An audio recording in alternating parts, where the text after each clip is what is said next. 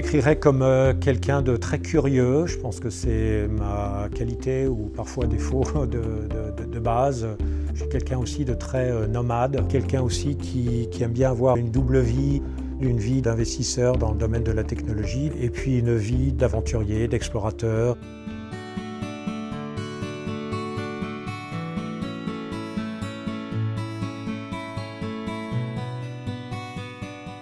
En tant qu'explorateur, aventurier, j'avais toujours en tête de faire une expédition qui irait sur les traces de Ernest Shackleton, qui a été un des grands de l'exploration anglaise, européenne, du début du XXe siècle.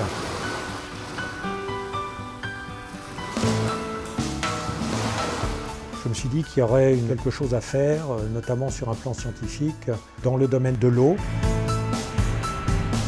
L'expédition a eu lieu en octobre-novembre 2014. On a constitué un groupe de 9 personnes, y compris moi-même, 4 Français, 4 Anglais.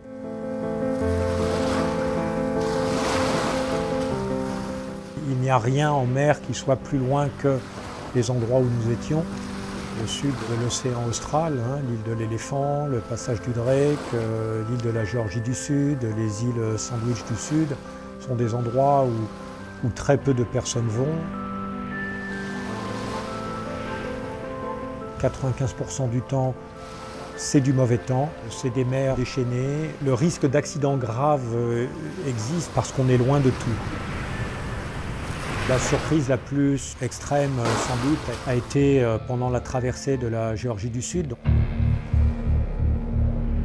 On a été surpris par des vents de l'ordre de 150 km/h, des rafales vraiment épouvantables, qui nous ont obligés de faire un camp très rapidement dans des conditions très difficiles, de construire un mur de blocs de glace pour se protéger du vent.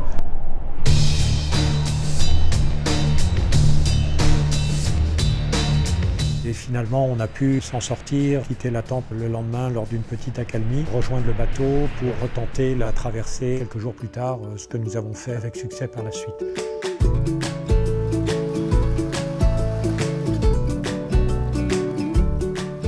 Et se retrouver sur une plage au milieu de 300 000 manchots royaux, de milliers de phoques à fourrure et éléphants de mer, ce sont des expériences absolument incroyables, de beauté, de force. Dans le cadre de l'expédition, il y avait effectivement une dimension scientifique représentée par Zoé, qui est une jeune doctorante du CNRS.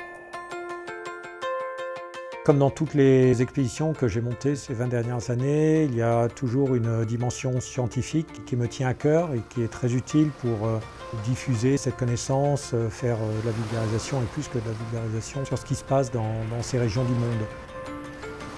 Le programme lui-même a consisté à déployer 11 bouées, 7 bouées de surface et 4 profileurs de profondeur. Les profileurs, eux, sont des grosses bouées tubulaires d'1,50 m de long qui plongent à 2000 mètres de profondeur pour remonter ensuite doucement, en l'espace de quelques heures, à la surface, tout en mesurant température, salinité et pression. Et ces données sont collectées sur le réseau Argo et mise à la disposition en mode open source à la communauté scientifique. Ces bouées ont été déployées dans un endroit du monde où il n'en a quasiment jamais été déployé avant.